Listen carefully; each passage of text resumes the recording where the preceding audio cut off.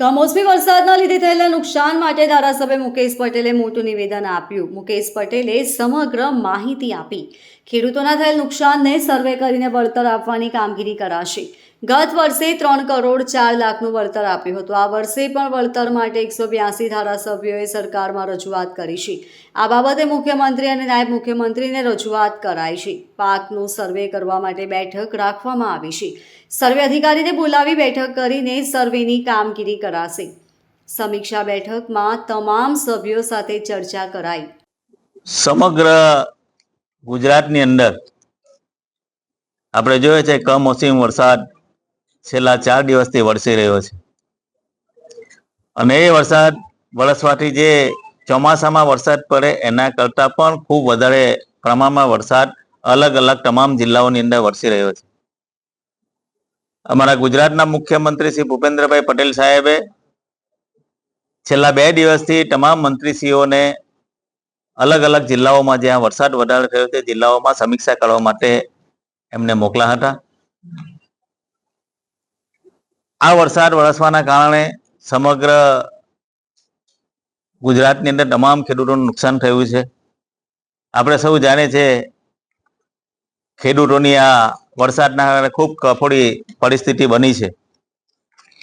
ખાસ કરીને સુરત જિલ્લાની વાત કરું તો સુરત જિલ્લા અને દક્ષિણ ગુજરાતની અંદર પણ ખૂબ મોટા પ્રમાણની અંદર ડાંગર અને શેરડીનો પાક પકવે છે.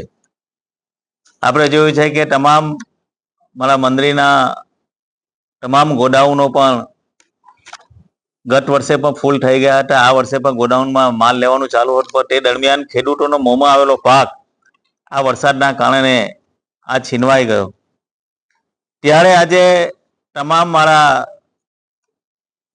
નાયબ કલેક્ટરશ્રી, ખેતી વિભાગના અધિકારીશ્રી, મારા ઓલપાડના તમામ મંત્રીઓના પ્રમુખશ્રીઓ, એ તમામ ખેડૂતો આગેવાનો સાથે આજે એક ચર્ચા રાખી છે. કેવી રીતના સમીક્ષા થાય, વળતર કેવી રીતના આપી શકાય, એનું જે સર્વે છે કઈ રીતના કરવું.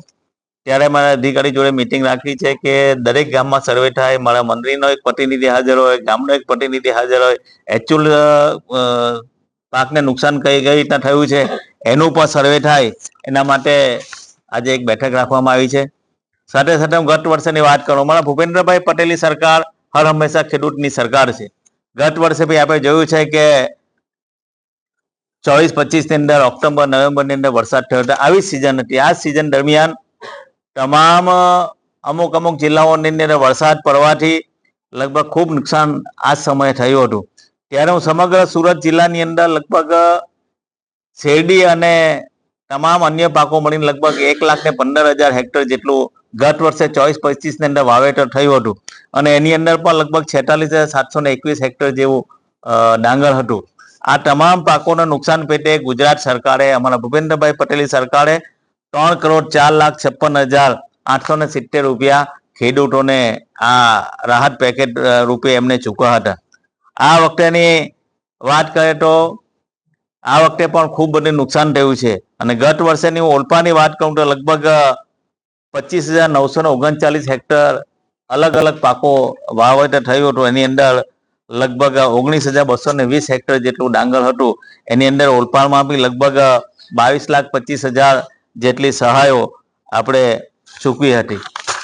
આ વર્ષની વાત કરું તો સમગ્ર સુરત જિલ્લાની અંદર તમામ પાકો મળીને લગભગ 1,04,145 હેક્ટર જેટલું ડાંગર, શેરડી, અન્ય પાકો મળીને આ રોપાણ થયું છે. એની અંદર લગભગ ડાંગર જોઈએ તો સુરત જિલ્લાની અંદર 49,274 હેક્ટર ડાંગર થયું છે અને ઓલપાડની અંદર પણ લગભગ 25,754 હેક્ટર જેટલું તમામ વાવેતર છે. એમાં ડાંગર પણ 19,173 હેક્ટર જેટલું ડાંગર છે. હવે મુખ્યત્વે ડાંગરનો જે પાક છે એ ડાંગરનો પાક મોઢે આવી ગયેલો તો લોકો એ ડાંગર વાળીને ગોડાઉન સુધી લઈ જતા હતા. પણ છેલ્લા 2 દિવસથી જે વરસાદ, ધોધમાર વરસાદ પડ્યો એના કારણે ડાંગરને ખૂબ નુકસાન થયું છે. સાથે સાથે આ સુગર મિલો છે દક્ષિણ ગુજરાતની અંદર લગભગ 13 જેટલી સુગર મિલો આવી છે.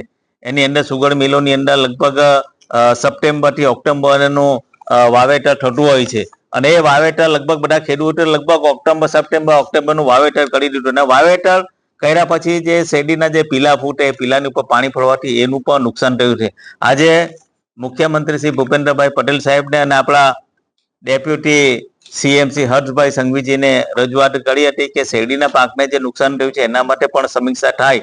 તો એના માટે આજે સ્પેશિયલ અમે બધા લોકોને શેરડીના ચેરમેનશ્રીઓને બોલાવ્યા છે, અમારા મંત્રીઓના પ્રમુખશ્રીને બોલાવ્યા છે. એને સર્વે થાય અને સર્વેમાં તમામ લોકોને વળતર મળે એવી અમે આજે બધા સમીક્ષા કરીને સર્વેના માટે અધિકારીને પણ બોલાવ્યા છે. સર્વે થાય અને એકચ્યુઅલ સર્વે થાય નુકસાન કેવી રીતના નુકસાન ચૂકી શકે એનો રિપોર્ટ અમે સરકારમાં આપવાના છે.